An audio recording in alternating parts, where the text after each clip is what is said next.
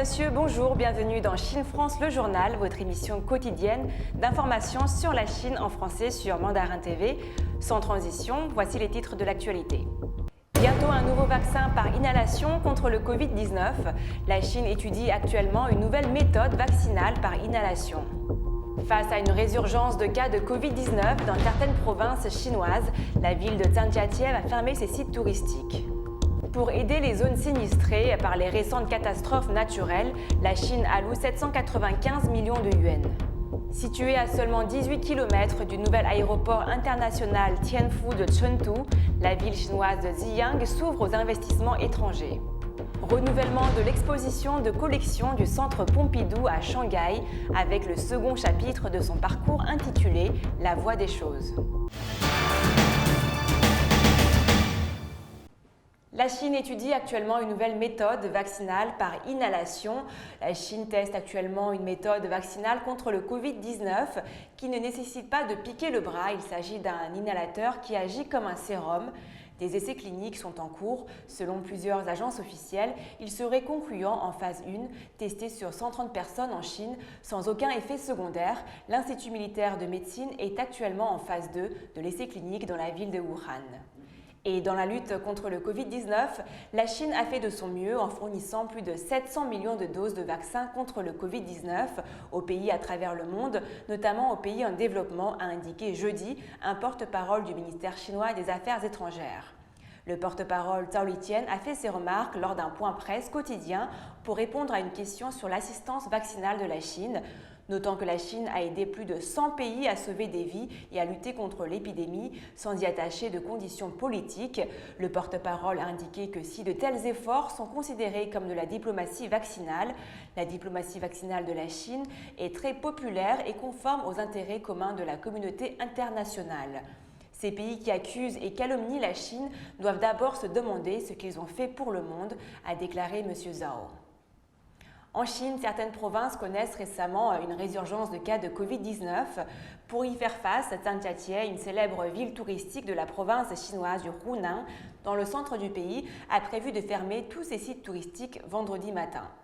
Zhangjiajie a commencé mercredi des tests massifs d'acide nucléique dans 3 régions, a déclaré Wang Jianhua, directeur de la commission municipale de la santé, lors d'un point de presse jeudi soir. Selon un bilan dressé jeudi à 18h, des échantillons ont été prélevés sur plus de 226 000 personnes et plus de 120 200 tests ont été effectués avec un résultat positif, a ajouté M. Wang. La personne dont le résultat du test était positif a été ensuite diagnostiquée comme un cas confirmé de Covid-19 jeudi. Ces derniers jours, plusieurs villes chinoises ont signalé un pic d'infection à la Covid-19. Plusieurs cas avaient voyagé à Zhangjiajie. La Chine n'est pas seulement touchée par la récente flambée épidémique. Le pays a été victime de terribles catastrophes naturelles. Le plus haut planificateur économique de la Chine a alloué 795 millions de yuans, soit environ 122,4 millions de dollars, pour la reconstruction de zones dans plusieurs provinces durement touchées par les tempêtes de pluie, les typhons et les inondations. Le fonds, provenant de la réserve budgétaire centrale, soutiendra la reconstruction d'infrastructures et d'installations des services publics après les catastrophes subies dans les provinces du Henan, du Sichuan, du Shanxi et du Zhejiang, a déclaré la Commission chinoise du développement et de la réforme. Depuis juillet, de fortes précipitations continues ont frappé le Henan, le Sichuan et le Shanxi et le typhon Infa a touché terre à 2 reprises dans le Zhejiang. Cela a provoqué de graves inondations et a causé des pertes humaines et matérielles. La Chine a déjà alloué 3 milliards de yuans pour soutenir le contrôle des inondations et la reconstruction post-catastrophe dans le Henan, selon le ministère chinois des Finances. Situé à seulement 18 km du nouvel aéroport international Tianfu de Chengdu et servant de point d'intersection entre Chengdu et Chongqing, la ville de Ziyang dans la province du Sichuan veut se servir de ses avantages économiques pour s'ouvrir aux investisseurs étrangers. C'est le sens de la réunion tenue le 29 juin à Shanghai portant sur la promotion des investissements dans cette ville. Xu Ziwen, le maire de la ville de Ziyang, a relevé la proximité de sa ville au nouvel aéroport international Tianfu de Chengdu, chef-lieu de la province du Sichuan, inauguré le 27 juin, soit 2 jours avant la réunion sur la promotion des investissements dans le Ziyang. Durant cette réunion, 32 projets d'un investissement total de 84,5 milliards de yuans ont été présentés. 9 mémorandums représentant 44,284 milliards de yuans ont été également signés le même jour. Si tout se passe comme prévu, 5 de ces 9 projets seront exécutés dans le secteur de l'industrie secondaire et représentent une valeur totale de 11,184 milliards de yuans. Les 4 autres projets seront, eux, matérialisés dans le secteur tertiaire avec un investissement de 33,1 milliards de yuans. Ziyang est située dans la région métropolitaine de Chengdu, avec son réseau ferroviaire et ses autres moyens de transport urbain qui mènent directement à l'aéroport. La ville de Ziyang est considérée à juste titre comme la seule double passerelle reliant Chengdu et Chongqing, l'une des 4 grandes municipalités de Chine. Le projet de coopération quinquennale entre le Centre Pompidou et le musée West Bund, inauguré par le président français Emmanuel Macron en 2019, a dévoilé mercredi le second chapitre de son parcours semi-permanent intitulé « La voix des choses, The Voice of Things » dans le musée West Bund dans l'arrondissement de Xuri à Shanghai.